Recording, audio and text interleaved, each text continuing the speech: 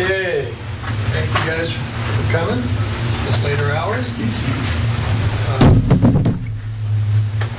here with Coach, talking about the comments, and then we'll go for questions. I do have the releases here if anybody didn't get them yet. I know I sent around. Okay, very exciting day for USC football as we welcome 13 new guys into our program. 7 of those guys are already here. For obvious reasons, it's not an extremely large class, but I can't imagine that there's a better class of 13 guys of their top 13 in the country. These guys have come from all over the country, and as I kind of said to our staff, sometimes the best way I can describe this class is sometimes when you go big game fishing, you're not going to get a lot of them, but you get some really big prizes. And as you look at these guys, they're the cream of the crop from around the country and impact players. Today, I don't think there was a lot of energy around USC as far as because a lot of the commitments today were not for USC, but that's not what this is about. It's about the guys that you sign in the end. And so majority of our guys have been committed to us for a long time. As I said, 7 of them are already enrolled here, and so you start taking guys like Sua Cravens, Kenny Bigelow, Max Brown, Ty Isaac, and Leon McQuay, all players in the top 27 players in the country, and you have those guys decide today and pick a USC hat. I think everybody would have a much different feeling. So fortunately for us, those guys did that a long time ago, and 4 of those 5 guys I just mentioned are already enrolled in here, going to class at USC, getting ready for spring practice. Coach, earlier last year, depth, the big concern you had. Will these players be coming in to supply the depth right now, or do you expect someone to make an immediate impact and stuff? Well, we think that these players can come in right away and help us, all of them, and probably a couple of them will start. Obviously, we have some holes to fill, but they are impact players and players that could win anywhere in the country, and we've been on for a long time. And I'm excited about the way that we went about it. Like I said, it's not a ton of guys, but also I don't feel like we reached either. You know, we took players that can perform at this level.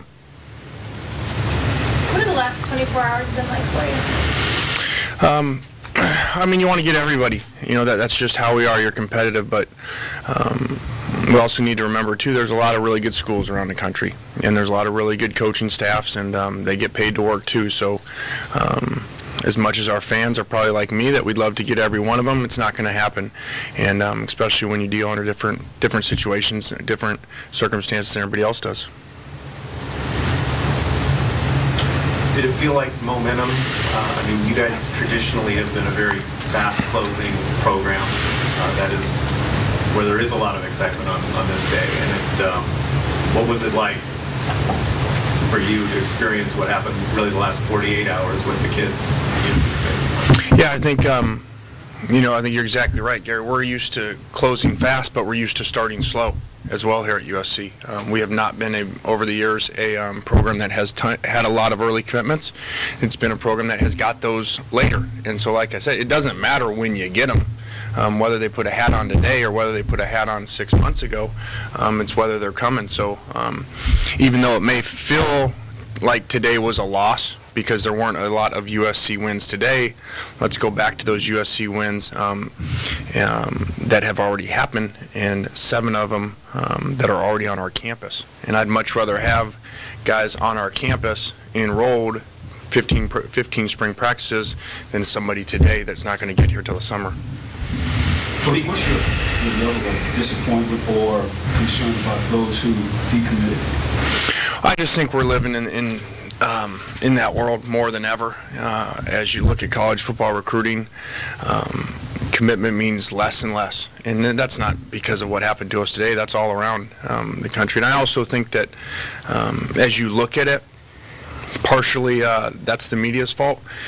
Because if you stay committed today, and you've been committed for a long time, and you sign your papers today and do it the old-fashioned way, you don't get any attention. The guys that got attention all day today were the guys that were decommitting or changing and putting a different hat on or having a show. So that's the way it is. It's kind of not cool anymore to just stay committed the whole time and just sign your letter of intent. Does that change the philosophy on whether to take an early commitment or whether to wait? These guys might change their mind anyway. Well, I think like we'll do everything with our program now that signing day is over. We'll look at everything that we do, whether that's staff, whether that's the season, whether that's recruiting. There's a lot of different ways to go about it. But at the same time, too, you know, if you don't take those commitments early, like some people don't, and don't allow people to visit, you probably don't get those guys committed to you early. You know, the other way around. So was that a philosophical shift going into this class that you guys were going to try and get kids early? No, we have always, we just hit a run early. I think that a lot of that had to do with being preseason #1 in the country, limited spots, so people kind of took those spots up. It put us in a difficult situation, you know, having the limited scholarships and the early commitments. We were having kids calling us wanting to commit, and we couldn't take them because we didn't want to take more kids than that we had spots for. And so, you know, and then that hurt us, you know, because when you go back to those kids late, a lot of times they're not there anymore. So there's risk in that, and but that's going to happen too when you go out, you know, and you're on the big guys. You're not going to get them all, and you're going to lose some. But if you had like the normal house taken as many as you wanted, right, or had a lot more guys. Yeah, it's a different world. One, you could have taken more mid-year. You know, if the sanctions were never here, you could have taken more mid-years. We wouldn't have had an issue at mid-year that we had. Wouldn't have come up.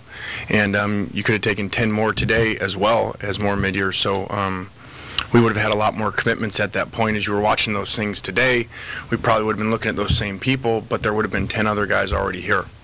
Given the rules being what they are with the initial counters, has it made it tougher for you to get backup plans in place for the guys that do decommit, knowing that you can't really, you know, normal situation, you can go over a little bit and play around with the roster. In this case, it's very stringent as far as I'm wondering. That make it tough down the stretch when you had the decommitments yesterday to rally from that? Yeah, it's pretty much impossible, you know, if that's going to happen at that point, unless you overcommit. You know, if you only have 18 spots and you know, then you're going to have to take 22 commitments or something like that and bank on losing some guys.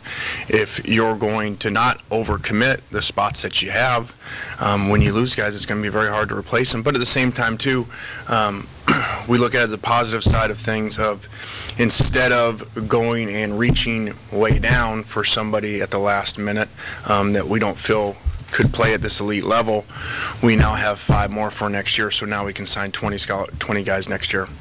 You weren't able to talk about it, obviously, while it was going on, but can you explain now what happened with Kylie Fitz, and how do you think that played into what happened over the last 48 hours? Well, I don't. First off, Kylie's situation, I didn't like it at all, what happened.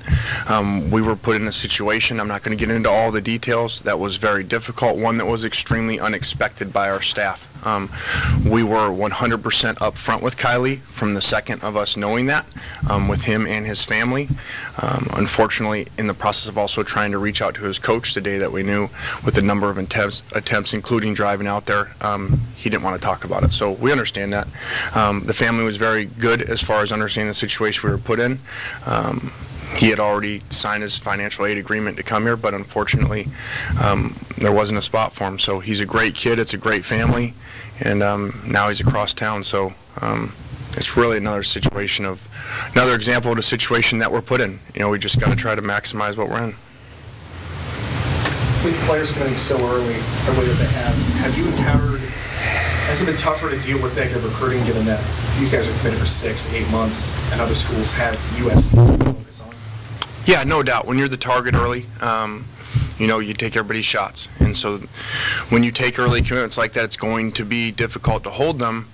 So, you know, that's the situation. But then also we didn't help. You know, you go 7-6 and finish the way that we did. That's not going to help a whole lot of energy there when you're trying to hold national guys that everybody in the country is looking at. And obviously, when you have a season like we had, job security is going to come up. And so obviously that was a major issue with the season like we had. And so that makes it harder on national out-of-state kids because, you know, they're choosing to come for a coaching staff as well as university, obviously. But when there's questions about that, it's a lot harder for a kid from a long ways away or a family to say, okay, we're going to let our kid go there with the uncertainties.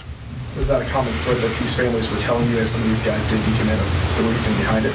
Sure, and that's just natural. When you have a bad season, no matter where you are, especially here, those are going to be the conversations. How did the changes in the coaching staff kind of affect recruiting there and some of the guys' decisions? I don't know. Probably too hard to tell. The impact there. So I'm not really sure how the coaching changes affected it. I just think it was a number of things of why that happened. But plus, it was just timing. Those other schools that were celebrating, some hats today, lost these kids months ago that are already here on our campus. So I look at it, I guess, as like, if you would have started this a year ago and said, these are the 13 guys you're going to get, including whatever, 6 in the top 27 players in the country, I would have said, where do I sign up? And I would think all of our fans would too. So at the end of the day, we won. It's just kind of maybe that feeling like you're up 35-0 at half and let them come all the way back but still won. You kind of had two different ways it worked. The early at the kids, it looked like it worked perfect. I mean, you basically got more